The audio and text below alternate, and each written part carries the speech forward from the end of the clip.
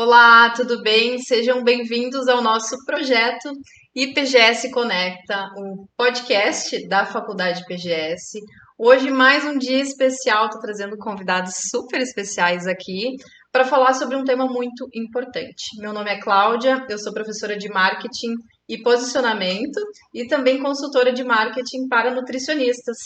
E o assunto de hoje é um dos temas que mais causa dificuldades, digamos assim, né? O que mais atrapalha a questão das pessoas poderem ter uma vida realmente saudável, que é a tal da mentalidade da dieta. A gente vai falar sobre isso, o que é essa tal de mentalidade da dieta, questões bem práticas também para o profissional saber identificar isso na prática clínica.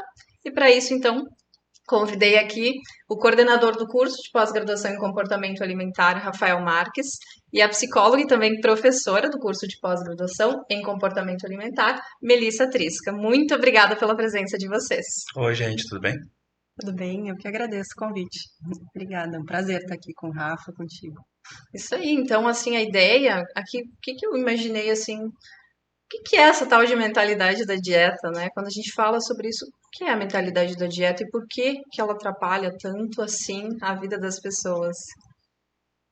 Vamos lá, primeiras damas. A mentalidade de dieta a gente entende como esse controle social que gera esse mal-estar, né, que atravessa a nossa experiência com a alimentação e com o nosso corpo. Como assim? A gente acredita, né, a grande maioria das pessoas acreditam isso muito por uma é estrutural, né? Isso está na nossa sociedade, está impregnado na nossa cultura, né? Que para ter uma relação melhor com o corpo ou com o alimento, a gente precisa restringir a nossa alimentação, cortar grupos alimentares, deixar de comer algumas coisas, né? Sendo que é justamente isso que gera essa, talvez, descontrole, né? Ou esse comportamento mais transtornado com relação à alimentação e com relação à própria imagem corporal também, né? Então a gente percebe que hoje nunca, né, se falou tanto sobre emagrecimento ou sobre atividade física, a importância disso, e nunca se teve um aumento tão significativo dos transtornos alimentares. Até ontem, né, foi o dia da conscientização mundial dos transtornos alimentares, então acho que é bem interessante a gente estar falando sobre isso, né? E o mês de junho todo, né? Enfim, sempre eu acho que é importante, né? E justamente essa mentalidade de dieta acaba levando ou para manutenção ou para o acontecimento, né, desses transtornos ou de um comportamento alimentar mais transtornado, né? É, não, é engraçado, a Mel tava falando e essa coisa da mentalidade de dieta, né? Eu, como nutricionista, a palavra dieta sempre me acompanhou na vida como uma ferramenta de trabalho. Você falaria dieta e você pensa assim, tá, dieta, claro, é coisa que o nutricionista calcula, é coisa que determinadas outras profissões, como a medicina, pode, né, falar sobre alimentação, enfim. Mas o que que e isso a gente reproduz, né? É sempre muito sintomático, eu acho, para as pessoas ter um nutricionista e um psicólogo que falam, né, em conluio, em conjunto sobre isso. Porque na nossa pós-graduação, né, mesmo, metade da grade é psicologia e metade da grade é nutrição. Mas tem uma explicação que vem muito ao encontro do que a gente está falando agora de mentalidade de dieta.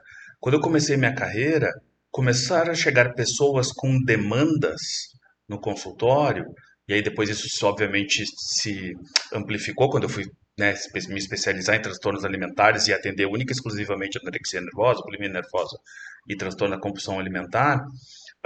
Isso ganhou uma proporção que eu disse assim, cara, mas tem coisa aqui que não é minha.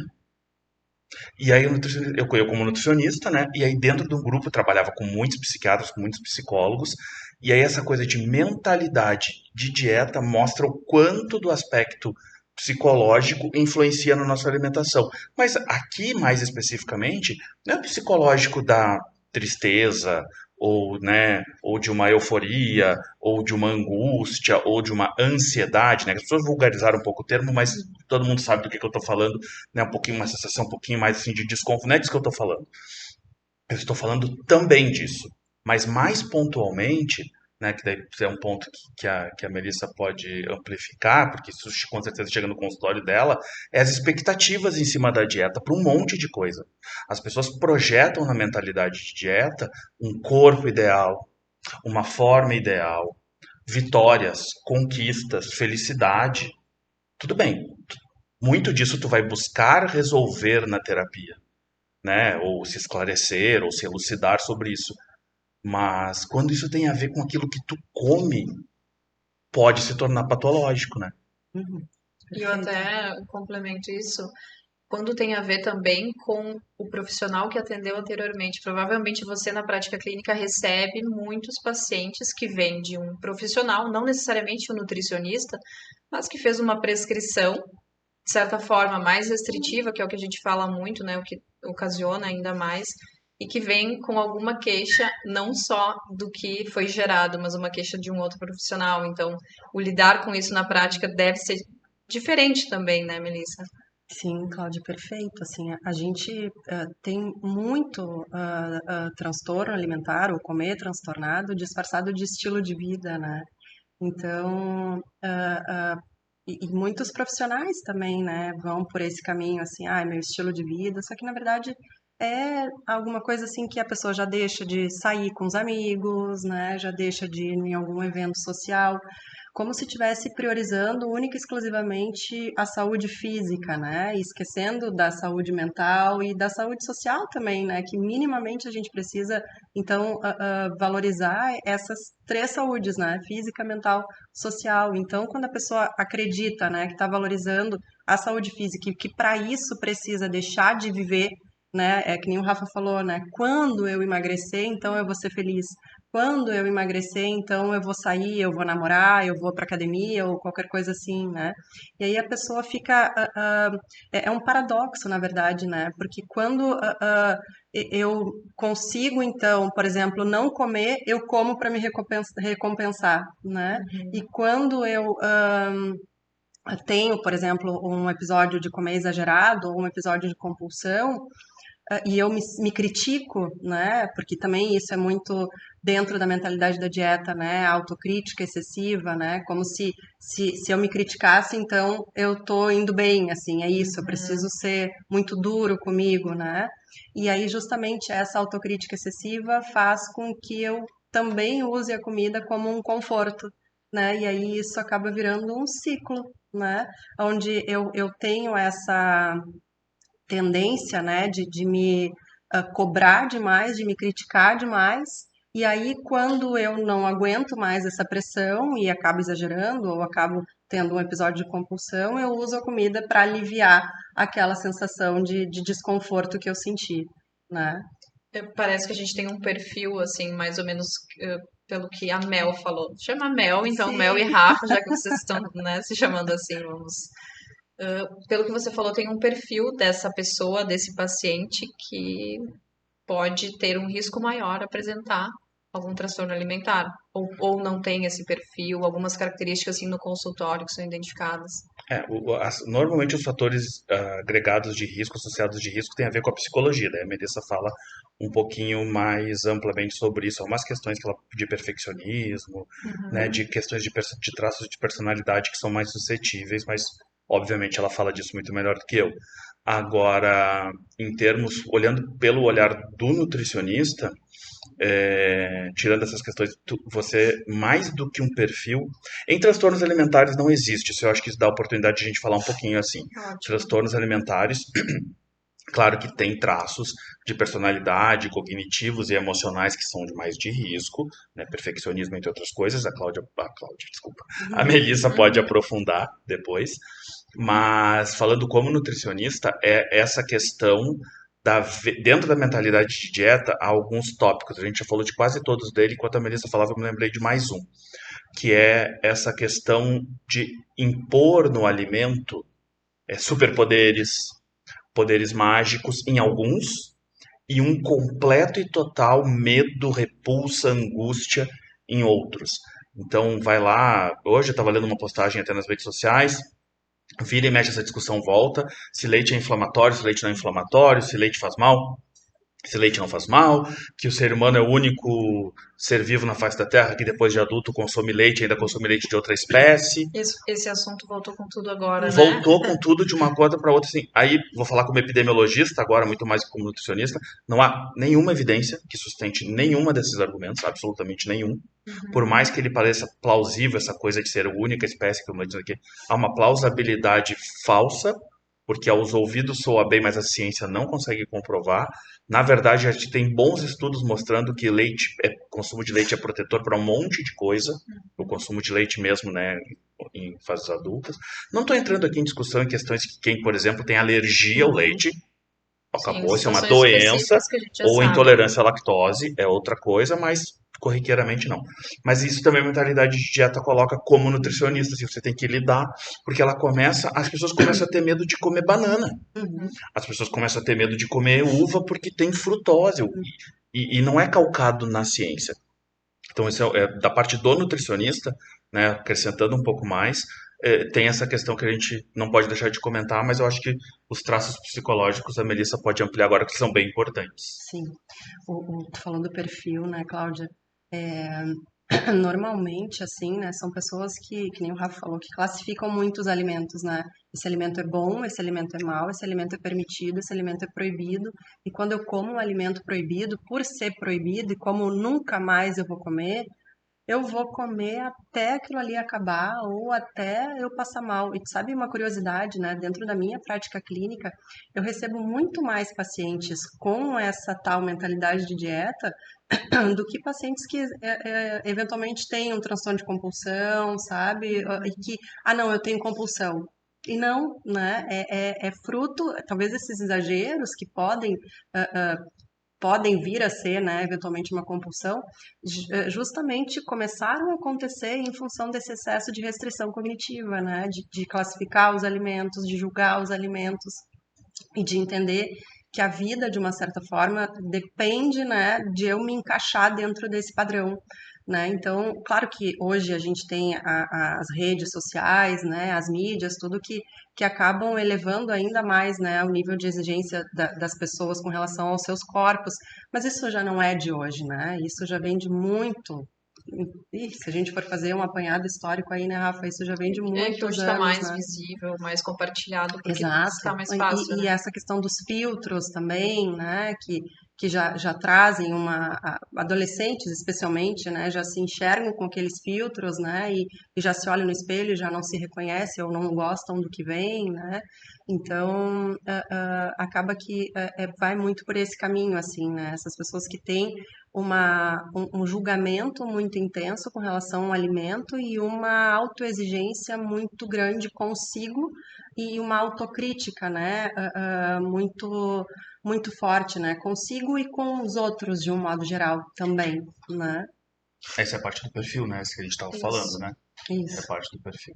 Essa rigidez cognitiva também atrapalha muito, né? Sim, muito.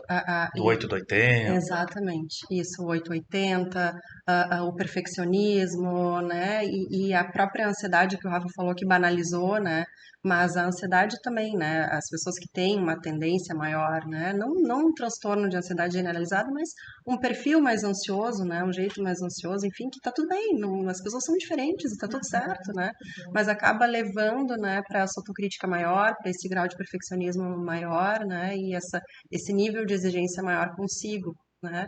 Mas não necessariamente isso vai gerar um transtorno alimentar, sabe, Cláudia, que tu falou, né?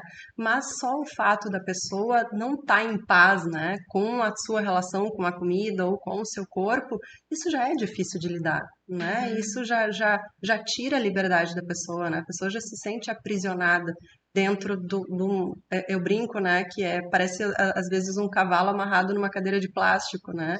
Eu tô aprisionada dentro de uma coisa que eu posso me libertar, mas é muito difícil porque isso socialmente, culturalmente, é muito imposto, é muito bonito falar que eu tô de dieta, né? Isso é ensinado em casa, né, Melissa? E essa É mentalidade de dieta geracional. vem de casa, perfeito. Aham. Quando a gente tá comendo, às vezes, uma pizza, né? E tá tomando, sei lá, uma água. Porque, bom, eu gosto de tomar água. Ah, mas tu vai comer pizza com água, Nem né? combina. Isso é mentalidade de dieta, É. né? Ou uma pessoa que tá, sei lá, correndo e tem um corpo magro. Ah, tu não precisa.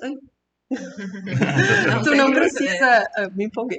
Tu não precisa correr porque tu já é magra, né? Tipo, o que que tem a Uhum. ver, né? Isso é mentalidade de dieta também, né? Então, todo mundo tem um pouco, né, Rafa? Sim, sim. Né? Não quer assim, ah, não, tal pessoa. Não, todo mundo tem um pouco porque isso está dentro da nossa cultura, isso está na nossa estrutura, né? Não, eu falei dedicar nossa mãe, nossa irmã, nosso pai, nosso primo, nosso amigo, né? Né? É uma coisa que está muito culturalmente imerso. Mas eu gostaria também que tu comentasse, eu vou dar uma de entrevistador também, tá, Por Claudinha? Sabe como favor, é que é, né? por favor, me Coisa ajuda um vai, pouquinho assim, aqui. eu não consigo. É, porque tem, as pessoas também, eu achei muito importante isso que tu falou, porque a gente não pode cometer o equívoco que a gente critica ou que a gente chama atenção, que é o de trabalhar com a antítese, o lado oposto, né? Ah, então, tipo, mentalidade de dieta, meu Deus do céu, aquela coisa toda, como se não fosse. Mas se a gente está chamando atenção, a gente está chamando atenção, mas também para normalizar isso, para que a pessoa não se sinta constrangida. Ninguém que está ouvindo e assistindo isso, meu Deus, eu sou doente, Uhum. que coisa horrorosa, como é que Que acabou? bom que você trouxe isso, porque Né? Para a gente também não ia a esses extremos, senão a gente porque piora ou quase a gente se torna iatrogênico. E daí a pessoa, por acaso, alguém que tá vendo isso aqui daqui a 10 anos, porque agora, né, hoje a gente tem esse poder, e a pessoa, meu Deus, eu como pizza com água e a psicóloga falou que eu tô doente. Não é por aí. É, E aí eu acho que é é, legal você acrescentar né, porque o que que é, porque pode, aí a minha última frase é, pode tornar-se patológico, sim. né? Mas Não, não sempre é. não, exato. Não, eu não sei se eu me expliquei direito, Rafa, mas assim, Não, se a pessoa foi tá perfeito. comendo a pizza e tomando água, a pessoa pensa assim, ah, mas já que tu tá comendo a pizza, bora tomar uma Coca-Cola, né? Tipo assim, já que, como já se a que. pizza fosse errado, né? Como se fosse errado comer pizza. Então, já que eu tô comendo a pizza, então, né, come uma, 5 pizzas, mais não sei, depois, né, chocolate, tudo e tal. Não, tá tudo bem, né? Não tem absolutamente nenhum problema comer a pizza ou comer o chocolate ou enfim, né? Não existe alimento bom ou mal, né? Existe o bom uso ou o mau uso do alimento, né? Qual o contexto aquilo ali tá inserido, né? Em qual é a situação, é o pra quê, né? Eu falo que é muito menos o que eu tô comendo e muito mais o pra quê e o como, né? Isso que você está falando agora me fez lembrar de um vídeo que eu vi de uma nutricionista que atua, né, na área do comportamento alimentar, na ciência do comportamento alimentar, e ela falava muito sobre o contexto. E aquilo fez tanto sentido, por mais que eu sempre tô lendo, né, sobre a área e tudo, mas fez tanto sentido quando ela me disse do contexto que ela trouxe uma leveza. Eu acredito que o papel do profissional que atua na área com o comportamento alimentar, o papel dele é trazer leveza para as coisas, principalmente para alguma coisa que está presente nas nossas vidas e vai estar sempre presente, que é o alimento, né? Então ela falou muito do contexto. Por exemplo, né, ela fez o exemplo da festa. É um dia festivo, tu vai por que a privação no dia festivo? É um dia festivo, é um contexto de festa, para você comer coisas que você gosta, que relembrem a infância, né? Que lembrem alguma preparação que a sua mãe fez quando você era criança. Então, ela falou muito do contexto, então foi importante. Mas o que mais me entristece, e eu acredito que vocês também, é quando vem para o consultório um paciente com a queixa de algo que foi causado por outro profissional, que é o que o Rafael traz muito sempre, que é o profissional que acaba gerando ainda mais confusão e fazendo o paciente ter mais risco, né? Para ter possivelmente um transtorno alimentar. Então, isso me deixa muito triste. E eu queria saber de vocês, na prática clínica mesmo, como vocês lidam com isso? Como é que é na prática se o paciente chega e claramente ele diz que ele recebeu essa orientação de um outro profissional? Como é que se faz esse meio de campo e como é que funciona isso na prática? Eu procuro explicar essa, essa, essa, essa questão toda, né, da restrição cognitiva, da mentalidade de dieta, e procuro ser bem didática mesmo, assim, né, mostrando as evidências mesmo, né, do quanto esse ciclo vai gerando mais ah, ah, ah, autocobrança, mais autocrítica, mais comportamentos problemáticos, né, com relação à alimentação. Pelo menos na minha prática clínica, assim, às vezes, muitas vezes, na grande maioria das vezes, as pessoas já vêm com esse insight, né? Vamos dizer assim, tipo assim, eu acho que não me fez bem. Uhum. Ou eu acho que foi isso que fez com que eu piorasse o meu comportamento, sabe? Acho que a gente já está indo, e acho que muito também, a gente falou, né, do ponto negativo das redes, mas acho que muito também em função do ponto positivo das redes, né? O Rafa faz um trabalho super bacana e tantos outros profissionais hoje, que bom, né, que isso já está acontecendo, que as pessoas já estão conseguindo fazer o contraponto, né, Rafa? Uhum. Que é o hashtag que o Rafa, né, lançou pelo contraponto. Então, que já estão conseguindo fazer essa leitura. Não, mas espera aí um pouquinho, né? Se eu estou me cobrando tanto e se a pessoa que está me acompanhando incentiva que eu leve marmita para uma festa de criança, tem alguma coisa de errado, né? Se a pessoa que está me acompanhando incentiva que eu como, já aconteceu comigo na minha prática, né? Incentiva que eu vá na praia com os meus amigos e que eu não coma o churrasco com eles e vá para o quarto comer marmita fria, né? Se o profissional está incentivando eu fazer isso, tem alguma coisa de errado, né? Então as pessoas já estão conseguindo se dar conta e normalmente quando chegam até mim já chegam com essa percepção, sabe? Talvez no Rafa já não cheguem tanto, não sei, né? Mas quando chegam para procurar a psicóloga já passaram por alguns nutricionistas e na grande maioria das vezes é um nutricionista com uma abordagem mais comportamental, né? Que eu acho que todo nutricionista deveria ter, nem gosto muito quando chama assim, né, Rafa? Mas é como as É pessoas como te conhecem, né? conhecem, né? Já tem um pouquinho de conhecimento, assim, nesse lugar, assim, sabe, Cláudia? É, a alimentação tem uma coisa muito complicada, porque é uma coisa que a gente faz dentro do útero materno. A partir do momento que você se torna um amontoado de células que precisa de nutrição, você já está se alimentando de alguma forma. Então todo mundo acha que sabe, porque é uma coisa natural. Você sai, você mama, você já come, e você vai fazer isso até o último dia da sua vida. Então você faz desde antes de nascer até exatamente o último dia da tua vida. Pode ser que no último dia da tua vida, Deus queira que não seja pela própria boca, mas algum nutriente vai ter que entrar no seu corpo. O que eu quero dizer com isso? Porque a Mel citou o contraponto, porque eu não gosto das palavras guerra, combate, luta. Tem um monte de coisa que a gente tem que lutar contra, tem um monte de coisa que a gente tem que combater. Mas vamos usar isso para coisas, né? Assim, enfim, coisa que a gente sabe a nossa sociedade pode precisar. Precisa de algumas lutas e de algumas guerras, talvez, né? Sociais, eu estou falando, obviamente. Mas, então que eu uso o contraponto? Porque eu de verdade essas pessoas não fazem por mal, né? Assim, eu tenho bem, claro, pode ter uma ou outra, mas na má fé, assim, mas não é a maioria. Então, sim, o nutricionista pode estar imerso na cultura da dieta. E onde é que eu me lembrei dessa frase? Quando a Melissa falou da marmita. Porque provavelmente até uma psicóloga, vou fugir um pouco da nutrição, assim, mas uma psicóloga pode dizer num contexto, na sua consulta, numa conversa, a gente sabe, né, que as consultas com o nutricionista de comportamento alimentar são mais dialogadas, mas na psicologia, por óbvio, parte desse princípio. Então você vai para um lado e de repente a psicóloga, o psicólogo comenta, porque eu levo a minha marmita para a festa.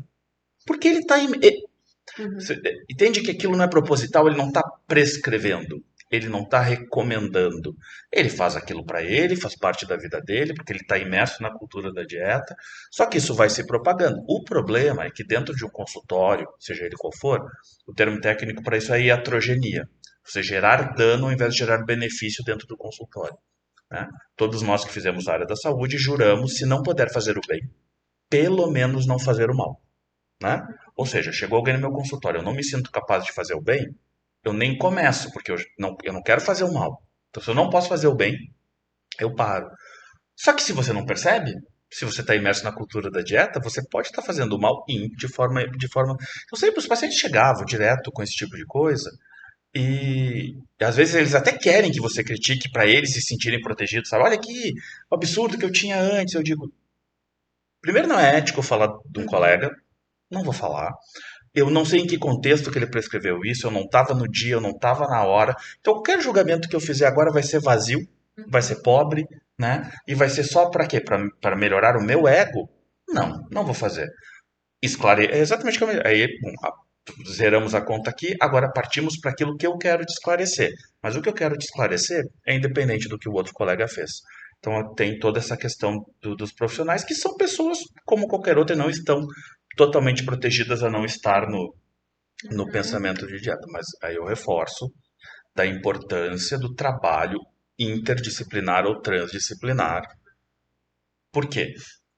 Porque se essa pessoa está imersa nesse contexto, tem coisas emocionais muito grandes envolvidas e nenhum nutricionista está apto a lidar com isso, certo? Não tem treinamento, não tem capacitação, não tem isso, né? Então, ter um trabalho em conjunto, poder ter para quem encaminhar, ter alguém que possa abordar isso, né, é extremamente complementar e é o que tem se construído, está se construindo com o tempo, mas essa coisa dos profissionais a gente tem que estar atento e seguir, né? Eu acho que uma coisa importante é filtro na rede social. A gente vai descobrindo quem dá para seguir, quem não dá para seguir, vai tirando quem não dá e vai aumentando quem dá, né? Porque esse exemplo que você falou que acontece dentro do consultório, acontece na rede social Sim. do profissional, falar sobre a sua rotina, mostrar a sua rotina nos stories, fazer um post sobre o que ele está fazendo, e não deixa de ser uma referência na área, seja médica, seja da nutrição, psicologia, né, qualquer outra área. Então ele está fazendo. Então quem enxerga aquilo de fora, bom, se ele faz e ele é o profissional, então isso é certo. Então, de certa forma, isso não acontece, né, só no consultório, acontece de uma forma um pouco indireta nas redes sociais, que é o que mais acontece hoje. Então, por isso, essa minha angústia, assim. Mas foi bom vocês terem falado como lidam com isso na prática clínica, porque eu ouvi de um profissional também um ponto positivo que eu achei que era uma saída, de certa forma. Eu acho que para quem está começando a atuar, é importante essa orientação, assim, de como lidar com a situação. E ele me disse justamente o que vocês comentaram, assim, dessa parte ética, obviamente não entrar na conduta do outro profissional, mas dizer para o paciente, orientar ele de que, bom, agora a minha conduta é essa. Né? Então, vai do paciente escolher se ele aceita essa conduta e ir até o final dela, seja que tenha fim ou não, né? Por exemplo, um tratamento com psicólogo, a gente sabe que tem um tempo, que talvez esse tempo não seja limitado, né, Mel? Então, eu acho que o profissional saber, nesse momento, fazer essa educação e essa conversa bem transparente com o paciente, de dizer a minha conduta é essa e esperar que o paciente contar com ele para que ele siga nessa conduta, para que ele realmente tenha algum resultado, né? Não ficar passando tanto de profissional para profissional, talvez, ou não sei, Rafael, o que é que você pensa sobre isso? É, é que na verdade não tem fórmula, né? Sim, Não tem regra. E isso, conviver com a psicologia me ensinou muito sobre isso, assim. Respeitar a individualidade é o primeiro ponto. O segundo ponto é compreender o contexto daquele paciente naquilo que ele nos permite que seja compreendido, obviamente, né? E uma coisa é tempo. Eu acho que a variável maior é tempo. Uma dupla terapêutica se forma com o tempo, a confiança Claro que às vezes você bate o olho e diz gostei, O vínculo, né? né? O vínculo se forma, é a palavra que estava me faltando. Às vezes se forma direto, às vezes não se forma direto. É uma coisa que vai ter que ser construída com o tempo.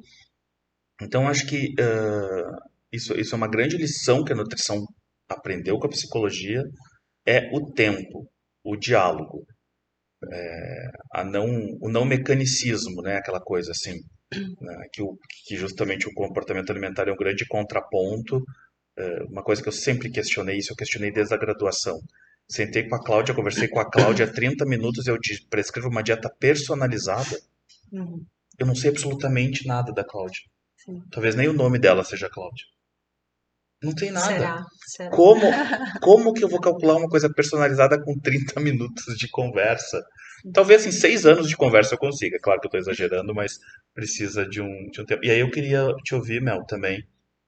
Eu queria te ouvir um pouquinho sobre essa questão, assim, do, de como os pacientes, porque, né, como você trabalha muito com a alimentação, e não achem estranho falar que uma psicóloga trabalha com alimentação, ela trabalha. Ela não pode dizer o que o paciente vai comer, mas a alimentação é um comportamento. E a psicologia é o estudo do comportamento. Então, nada mais claro do que um psicólogo, uma psicóloga trabalhar com alimentação. Sim, elas trabalham com alimentação.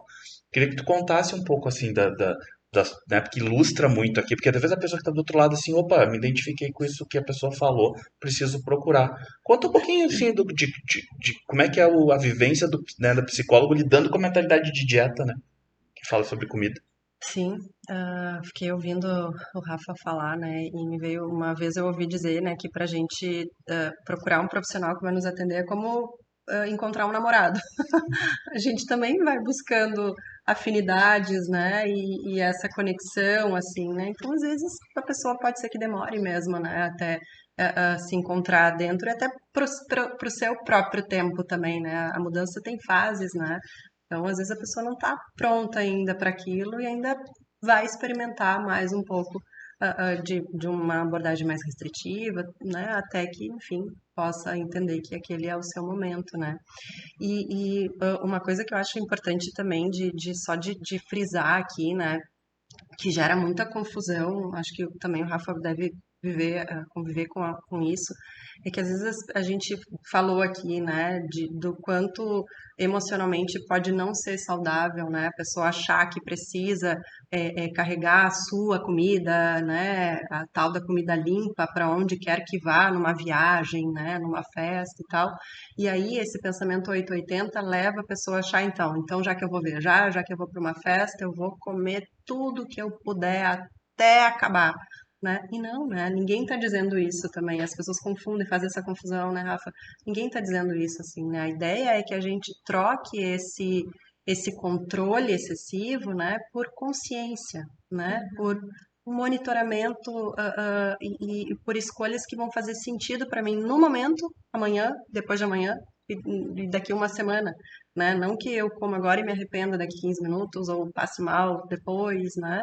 Mas é muito nisso, assim, né? Da gente ir encontrando esse lugar de trocar a autocrítica pela autocompaixão, né? Porque a autocrítica é uma inimiga muito próxima da autocompaixão, né? E as pessoas acreditam que se criticando, se cobrando, é que vão resolver esses seus problemas com a alimentação, quando não, né? Quando é muito mais essa questão da gentileza, da amorosidade, né? Do contato consigo, da bondade consigo. Então, acho que é muito por aí, sabe, Rafa, respondendo a tua pergunta, né?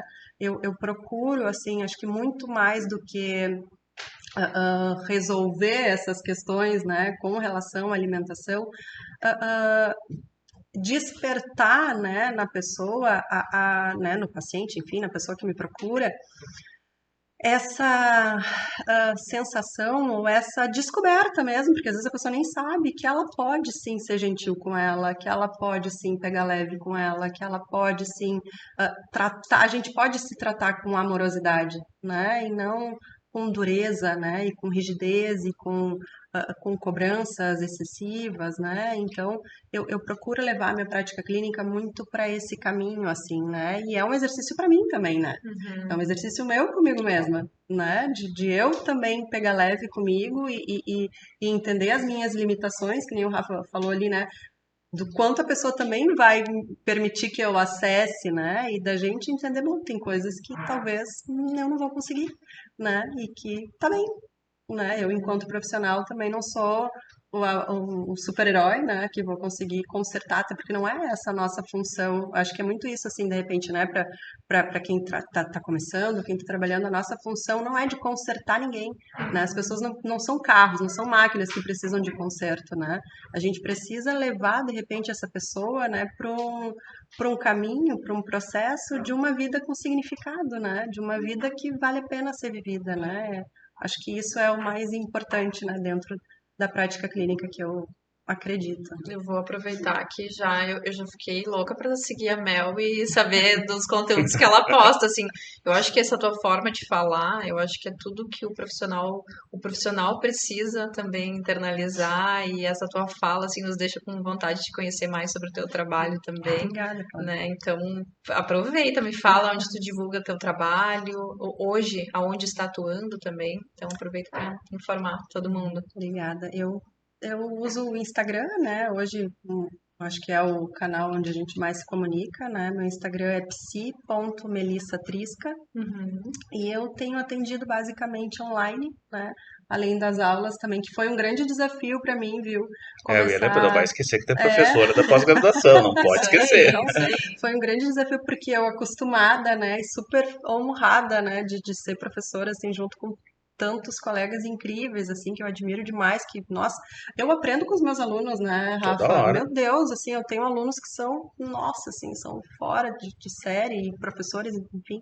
Foi um desafio para mim agora dar aula sem a turma, Uhum. sabe? Uma coisa assim que eu também falei, eu não vou dar conta, né? Aqui a É, autocrítica, Sim, sim. não vou dar conta e a gente vai experimentando, né? E atendo online basicamente assim, né? E hoje a minha prática clínica é totalmente voltada para questões relacionadas ao comportamento alimentar mesmo.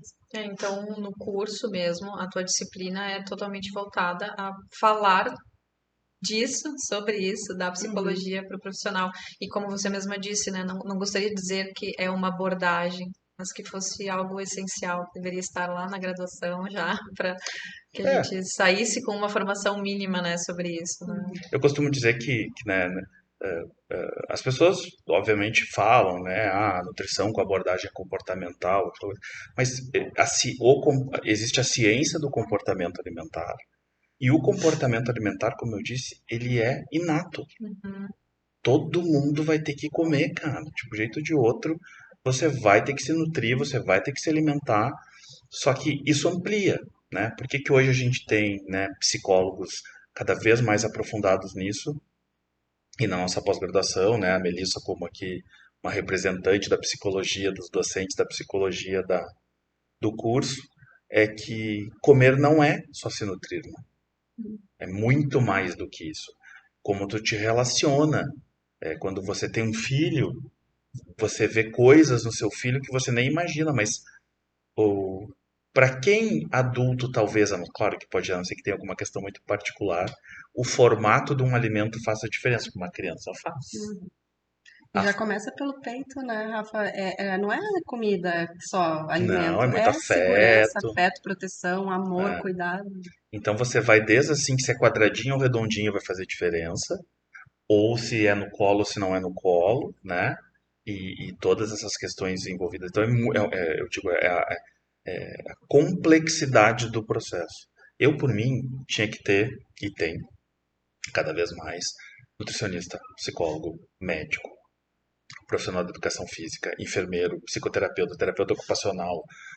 Porque, cara, comer é do dia a dia. Uhum. É uma coisa, é claro, quando se torna patológico, qual é o extremo do adoecimento do comportamento alimentar? Os transtornos do comportamento alimentar, né? Os três mais conhecidos, a anorexia nervosa, a bulimia nervosa e o transtorno da compulsão alimentar. Aí acabou. Aí acabou, aí já não é mais, aí tem que ser pra gente especializada, profissional. Aí vai ter que estar obrigatoriamente, pelo menos, num nutricionista, num psicólogo, num psiquiatra, é a equipe mínima para tratamento. E aí a coisa mudou de figura. Temos uma doença instaurada e instalada, e o tratamento vai ter que ser efetuado. E não é um tratamento simples. Mas, ok, esse é o extremo. Mas de resto, né? De resto, todo mundo, cara, tem que ter um discurso afável com a alimentação, tem que ter. E a gente nem aprofundou hoje, acho que a gente pode já deixar um pré-convite para a Melissa, para vir falar de corpo depois. Ótimo. Coisa que a Melissa fala bem. Sigam ela no Instagram lá, fala bem de corpo também, porque o corpo impacta muito, né? E aí o corpo em várias de suas abordagens, o físico, o imaginário, né, o idealizado. Então acho que daí já fica Vamos um deixar esse segundo assunto. convite para Mel vir falar Assunto não falta, né? sobre corpo, que eu acho que é uma coisa interessante também. Isso, assunto não falta. Eu ficaria aqui falando sobre esse assunto, né? E tem muito assunto a falar sobre isso, então, obviamente, eu já falei, mas quem quer saber mais sobre esse assunto, né? Aproveitar, seguir a Mel nas redes sociais também. Rafael, eu não deveria até nem falar do Rafael, né? Porque as redes do Rafael, que ele já é super conhecido, mas, Rafael, fica à vontade para divulgar tuas redes, por Não, vai favor. lá, é bem difícil, arroba comportamento alimentar, né? Nem falo do assunto. Isso, então, para quem quer saber mais sobre o assunto, e obviamente convido todos a conhecerem o nosso curso de pós-graduação em comportamento alimentar. acessa o site da faculdade pgs.com.br para saber mais, né, de todas as modalidades, não só do curso de pós, mas também das outras opções de cursos que a gente tem aqui na faculdade. Muito obrigada a vocês pela participação incrível, né? Ficaria falando horas e horas com vocês aqui, então a disponibilidade de vocês, o tempo, e excelente. Obrigada mesmo. Eu que agradeço. Tchau, gente. Obrigado, viu? Obrigada. Tchau, tchau. E não se esquece, não falei aqui, mas se você está pelo YouTube, aproveita e se inscreve aqui no nosso canal. Comenta aqui sugestões de conteúdo também, caso queira. A gente está aberto e à disposição aqui a trazer diversos conteúdos da área da saúde e da nutrição. Aproveita também, clica aqui no gostei, né, para dar então esse like no vídeo. E se você está em qualquer outra plataforma, também compartilha esse conteúdo aqui com seus amigos, familiares e etc, tá bom? Um beijo e até a próxima.